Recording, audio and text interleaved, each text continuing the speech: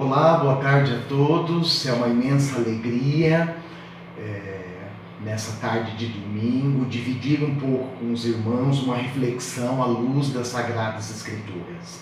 No Evangelho de Mateus, no capítulo 28, dos versos 16 ao 20, está escrito assim: Os 11 discípulos foram para a Galileia, para o monte que Jesus lhes indicara. Quando viram, o adoraram, mas alguns duvidaram. Então Jesus, aproximando deles, disse: Foi-me dada toda a autoridade nos céus e na terra. Portanto, vão e façam discípulos de todas as nações, batizando-os em nome do Pai, do Filho e do Espírito Santo, e ensinando-os a obedecer a tudo o que eu lhes ordenei. E eu estarei sempre com vocês até o fim dos tempos. Nós trabalhamos no domingo passado a primeira parte dessa mensagem que constitui uma ordem clara de Cristo aos seus discípulos num período de transição muito significativo. Momento que marcou logo após a sua ressurreição e que foi marcado antes da sua ascensão aos céus. O texto diz que Jesus reúne os seus discípulos no monte que ele havia indicado, e ali então Cristo deixa essa ordem clara aos seus discípulos. E a ordem é fazer discípulos de todas as nações. Eu sei que é um texto muito significativo, tanto de verbos que nós encontramos aqui e também de palavras que, se estudadas no grego original, traz uma ampliação muito grande de entendimento acerca dessa ordem de Cristo. Eu não quero me deter a isso nesse breve relato, mas quero compartilhar com vocês que quando nós fazemos uma observação mais atenta da conclusão desse comissionamento de Cristo, nós destacamos 2 pontos que nós trabalhamos anteriormente. O primeiro é que a ordem de Cristo é objetiva, ela é coletiva, ilimitada e permanente. Ou seja, é uma ordem que não está limitada somente àquele período apostólico, muito menos uma ordem que foi delegada a um grupo de cristãos especiais. Vale lembrar que os discípulos eram homens como eu e como você, que Deus escolheu por sua graça e incumbiu então e delegou então de fazer discípulos de todas as nações. Essa é uma ordem abrangente de Cristo, porque envolve, como eu disse aqui, todas as nações, povos, etnias, de todas as culturas. E nós precisamos dar atenção a isso. Quem expressa essa responsabilidade coletiva dos discípulos de Cristo no Novo Testamento, de maneira muito clara, é o apóstolo Pedro. Na sua primeira epístola, no capítulo 2, verso 9, um texto muito conhecido por todos nós, Pedro diz assim: Vocês, porém, são geração eleita, sacerdócio real, nação santa, povo exclusivo de Deus. E aí vem um propósito específico também, para anunciar as grandezas daquele que os chamou das trevas para a sua maravilhosa luz. Ou seja, Deus nos chama, Ele nos redime, Ele nos resgata das trevas, para que nós então, Ele nos insere na sua família, para que nós então possamos anunciar as suas grandezas entre aqueles que ainda estão nas trevas. O segundo ponto é que eu chamo a atenção para o verbo fazer na declaração de Jesus. O modo ali verbal, o tempo verbal, está no imperativo afirmativo. Isso indica que a ordem foi expressa a partir de uma afirmação. E essa afirmação clara nós encontramos no verso 18, quando Jesus afirma: Foi-me dada toda a autoridade nos céus e na terra.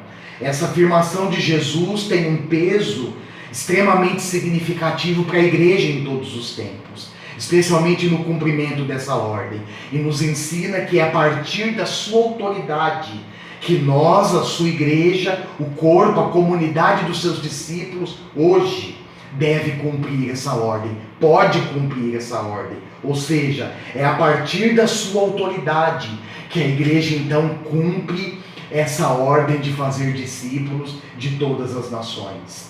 Vale lembrar, e é muito importante trazer à tona, que a autoridade de Cristo já foi delegada à sua igreja para cumprimento dessa missão. O que a igreja precisa é obedecer essa ordem. E eu também lembro nesse ponto que Deus não fará por nós o que é nossa responsabilidade de fazer.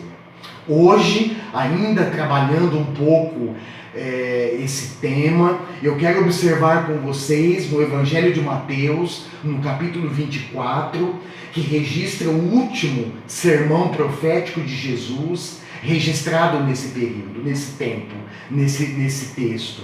Esse sermão surgiu, ali nos versículos 1 e 2, nós vemos claro que surgiu a partir da pergunta dos discípulos, em referência à afirmação feita por Cristo sobre a destruição do templo de Jerusalém.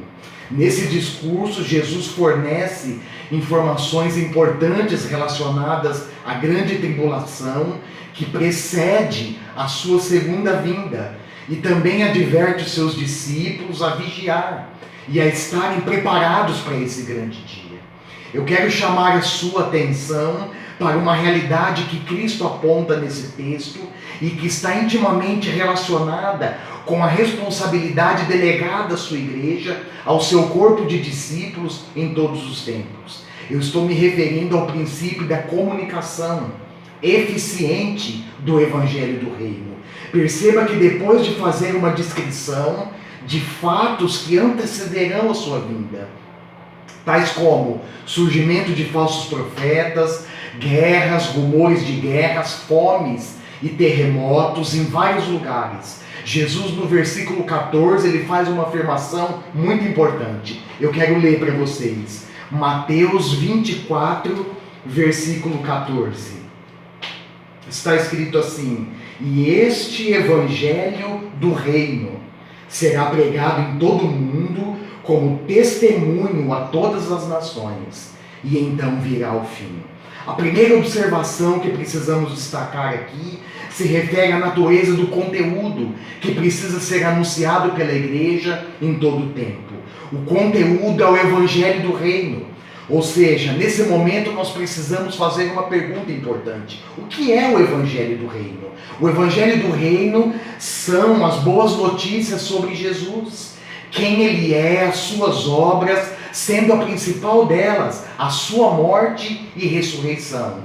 Morte e ressurreição que possibilita a todos os homens, em todos os lugares do mundo, a oportunidade de serem redimidos dos seus pecados e de se reconciliarem com Deus. Essa é a mensagem do Evangelho do Reino, que a igreja precisa proclamar com eficiência e fidelidade.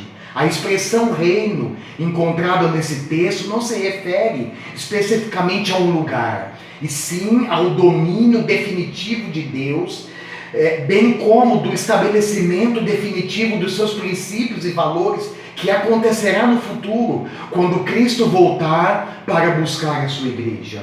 Como anunciou o profeta Isaías há cerca de 700 anos antes do nascimento de Jesus. Um texto também muito conhecido e apreciado por nós. Um texto profético no livro de Isaías, capítulo 9, versículo 7. Olha o que ele diz sobre esse reino.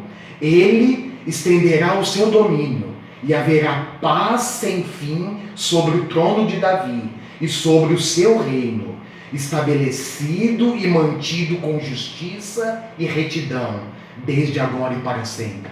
E quem enfatiza também sobre reino, na sua oração ensinada aos discípulos, é o Senhor Jesus. No Evangelho de Mateus, no capítulo 6, verso 10, na sua oração, Cristo faz assim: ora assim, venha o teu reino, seja feita a tua vontade, assim na terra como no céu.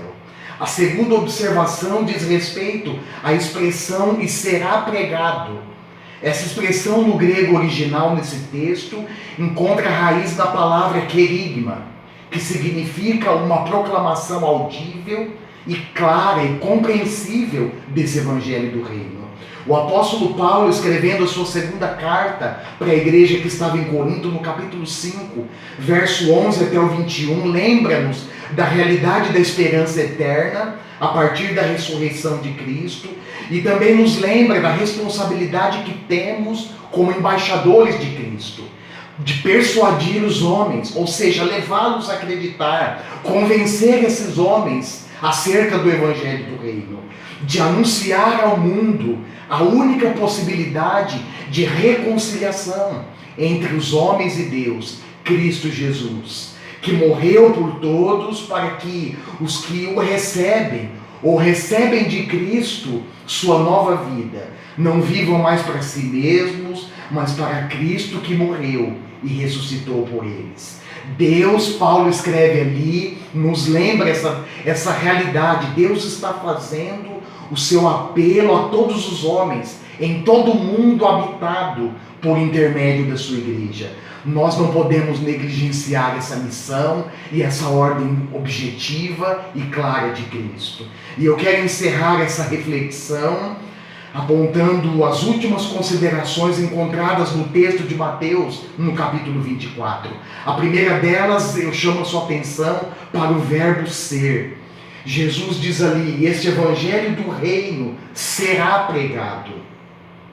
O tempo verbal desse verbo ser se encontra no futuro do presente, indicando um fato que ocorrerá no momento posterior a esse discurso que Cristo fez. E a pergunta para nós é: o que ocorrerá? O que acontecerá? Jesus afirmou que o evangelho do reino será pregado em todo o mundo como testemunha às nações. E só então virá o fim. E esse fim aponta para a sua volta, para o seu retorno. Esse evento só se consumará quando o verdadeiro evangelho do reino for pregado em todo o mundo habitado. A expressão mundo nesse texto específico se refere à palavra grega oikoumene, que significa mundo habitado, ou seja, onde tiver gente, a pregação das boas notícias sobre o próprio Deus, que se identificou com a miséria humana, habitou entre nós com graça e verdade, que morreu na cruz e que ressuscitou para que todos os que nele creem vivam uma nova vida e desfrutem da realidade da vida eterna.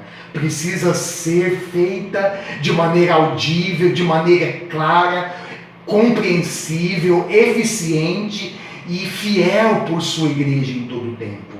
Não podemos nos esquecer, irmãos, que essa comunicação não se dá através apenas do que nós falamos, da mensagem proclamada, mas também através do nosso testemunho.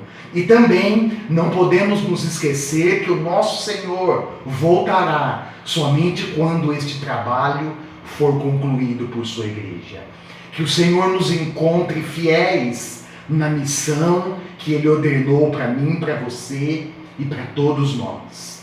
Que Deus te abençoe grandemente. Um forte abraço.